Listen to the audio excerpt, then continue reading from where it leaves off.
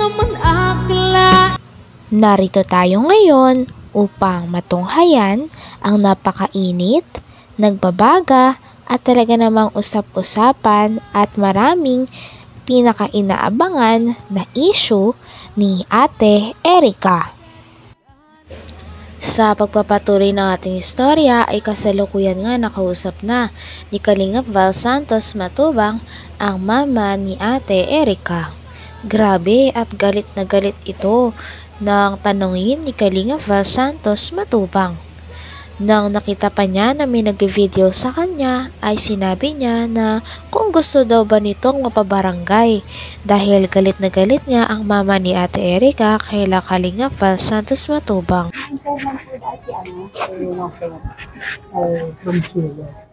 Ma? May tatanong lang daw. May tatanong lang po. Gina? Gina? Gina? Bawal utang, mahirap maningil. Totoo yan. Ha? Totoo yan, mahirap talaga maningil. So, Saan yan? may ano po, may lilinawin lang kami. Kay Ate Gina. Inahapot lang po daan. May hapot lang po at Ay! si Kuya Balka mo. Ang gwapong vlogger. Ay, matubang. Joke lang. Ha?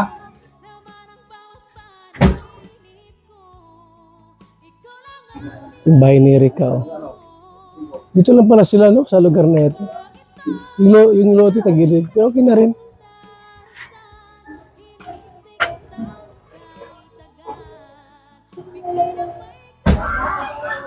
Ayaw daw niya magpa-interview. Ha? Ayaw.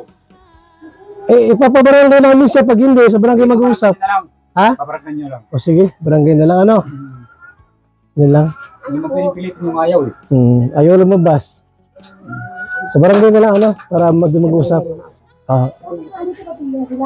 Sige. Hindi, alamin ko ng ate, yung sinabi. Kasi kasi nananahimik na po kami. Pinapahiling po lang namin. Oo. Dito po bigyan na po namin. Hindi, doon sa yung may nagsabi daw na, nagsabi ka raw na walang binigay si Kalingap Rob na pera. Wala yung, inano ko lang yun, binago ko rin yung ko doon. Hindi totoo. Kaya totoo lang po, wala kami natanggap nung umalis si Eric, kahit kung ibig pumunta ko doon siya. Pero sabi ko si... Nahiyak ko ng tawa doon, nag-iyak ko ng pasensya. Hindi totoo yun na walang binigay. Hoy kuya, gusto mong mabarangay ka? Nag-video ka, huwag ka mag-video ng ganyan. Di okay lang po yan. Hindi ako mag-video ng ganyan sa iyo, ha? Hindi totoo yun. Wala ka ng katotohanan.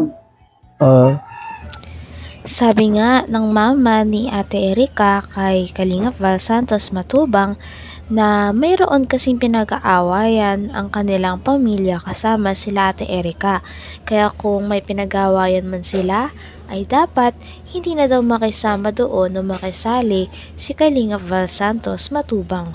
Sabi nga ng mama ni Ate Erica na ayaw niya na vinavlog siya pati na rin ang problema ng kanyang pamilya. Kaya sana daw ay tigilan na daw ni Kalingap Val Santos Matubang ang pagko-content sa kanilang pamilya.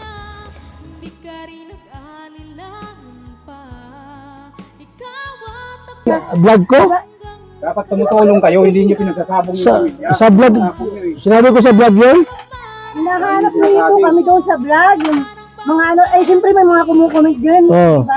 Nagagalit sa amin, diba? Kami, sumusubra na, diba?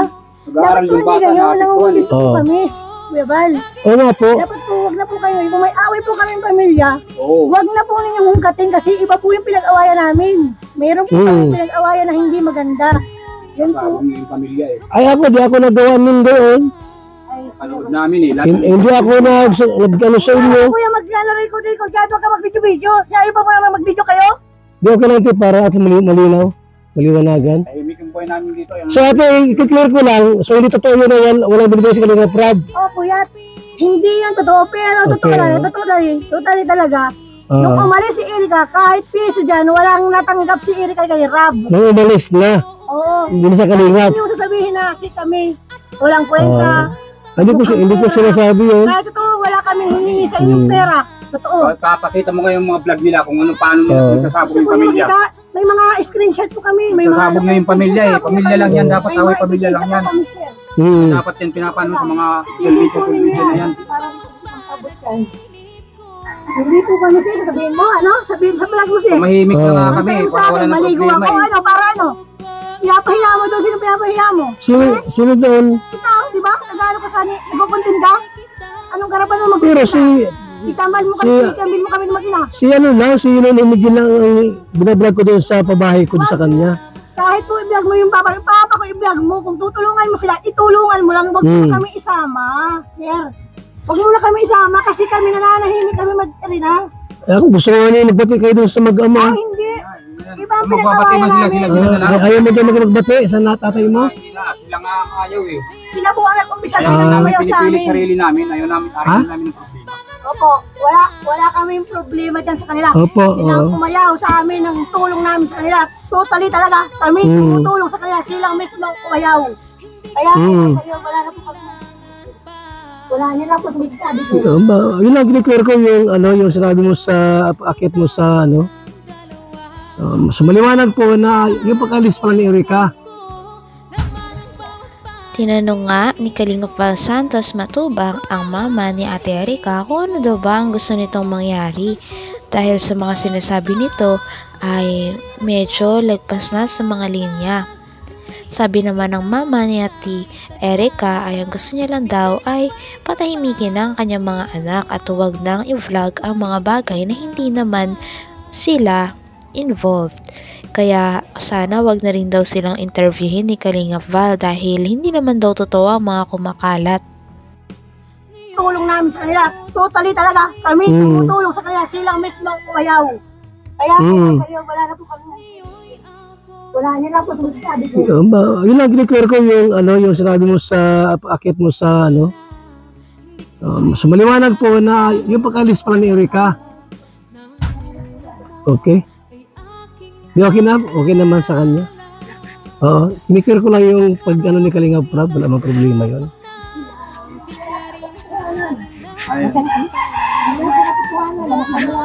Kuya, thank you kuya ha. Salamat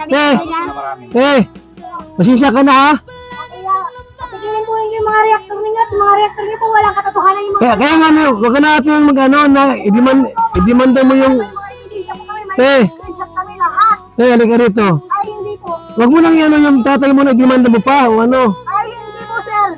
Kung gusto ko po talaga po, gusto ko may maroon sa masampulan talaga po dyan. Nakakarating po talaga po ang mga katibayan, may mga ebidensya po kami. Lahat yung mga reactor na yan. Sige Kabalustuhan. Pagtanong kayo sa mga tao dyan kung ang anak ko ay puta o ano man, di ba? Malinis ang pagkatao ng anak ko. Napakapakan yung pagkasama ng bata, nag-aaral, Hindi napiktuan niyo kilala kami at hindi niyo kilala ang anak ko. Ano pinagsasabi, wala naman mga katibayan eh. Tama ba? Pagsabihan ng social media na ano Tatambil anak sila ko. ng mga edit, katapos sasabihin nila, yung ganun ng bata, ng bata. Si Bupi yan, sila. Sila magpasikat na mali ang istorya. Ayan yung po ate, tayo sila. Tama lang. Kasama kami kay Kuya Rab dati. Opo. Natigil kasi si Erika kasi gusto nila mag-aral. Dapat sinasabi niya, pinag-usapan niya yung mga reactor na kung nasirang pag-away, pag-ano. Kaya nga, dito ako para ayusin natin yung kung may problema. Yan lang po ang hiling namin. Gusto tahimik.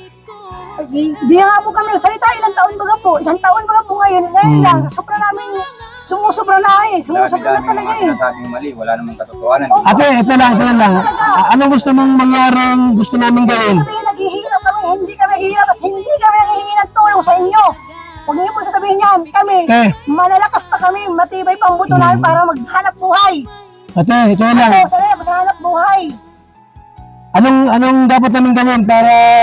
Ay, wala po. Ang gusto ko, yung anak ko nananahimik.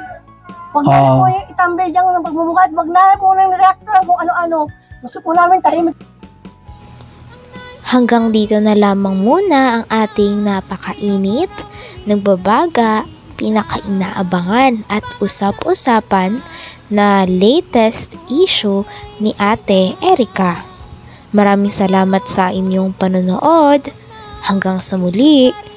Bye!